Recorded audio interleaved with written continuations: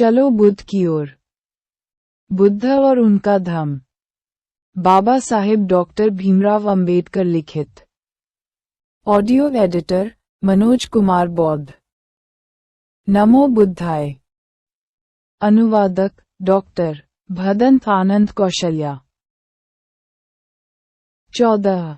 तब यश ने तथागत की ओर देखा और तथागत ने यश के पिता से पूछा, गृहपति, क्या तुम ये चाहते हो कि यश फिर गृहस्थ बन जाए और जैसे पहले काम भोग का जीवन व्यतीत करता था वैसा ही करे?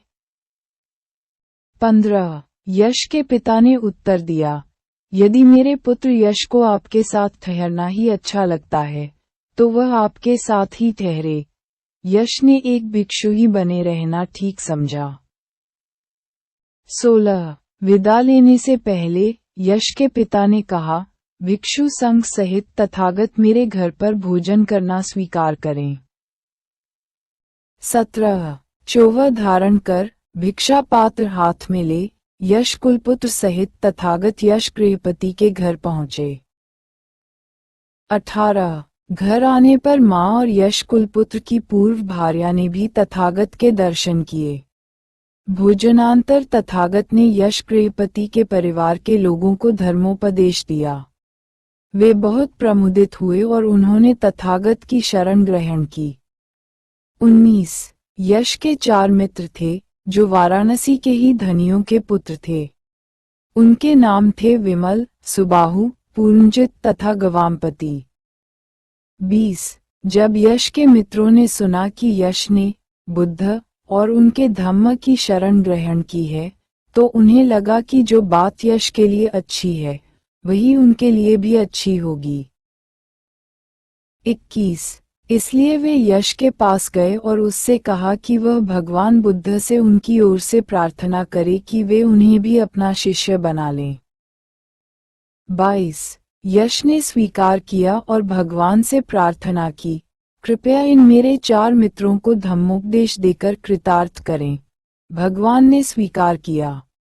यश के मित्रों ने भी धम्म की दीक्षा ग्रहण की। 2. काश्यप बंधुओं की धम्म दीक्षा। 1. काश्यप परिवार वाराणसी में एक प्रसिद्ध परिवार था। उस परिवार में 3 भाई थे। तीनों बहुत शिक्षित थे और अत्यंत धार्मिक। 2. कुछ समय बाद ज्येष्ठ पुत्र ने संन्यास लेने की सोची।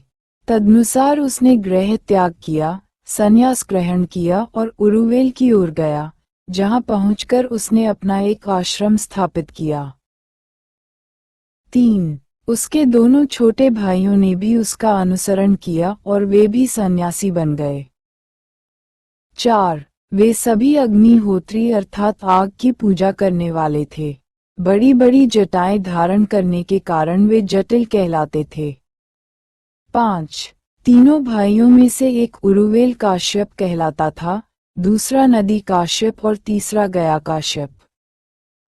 6. इन तीनों में से उरुवेल काश्यप के 500 जटिल शिष्य थे, नदी काश्यप के 300 जटिल शिष्य थे और गया काश्यप के 200 जटिल शिष्य थे।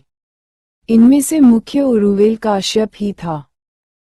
7. उरुवेल काश्यप की दूर दूर तक ख्याति हो गई थी। उसके बारे में कहा जाता था कि उसे जीते जी मुक्ति प्राप्त हो गई है। फल्गु नदी के तट पर स्थित उसके आश्रम में बहुत दूर दूर के लोग आते थे। 8. जब भगवान बुद्ध को उरुवेल काश्यप की ख्याति का पता लगा तो उनके मन में आया कि उरुवेल काश्यप को धम्मोपदेश दिया जाए और संभव हो तो धम्म दीक्षा भी दी जाए। 9. उसके निवास का पता ठिकाना पाकर तथागत उरुवेल पहुँचे। 10. तथागत उससे मिले और उसे शिक्षित करने तथा दीक्षित करने का योग्य अवसर पाने के लिए बोले, काश्यप, यदि तुम्हें असुविधा न हो तो एक रात मैं तुम्हारे आश्रम में रहूं। कुलीनों तथा वार्मिकों को धम्म। 11. काश्यप का उत्तर था, मैं इससे सहमत नहीं हूँ। मुचलिन नाम का एक जंगली नागराजा यहाँ रहता है।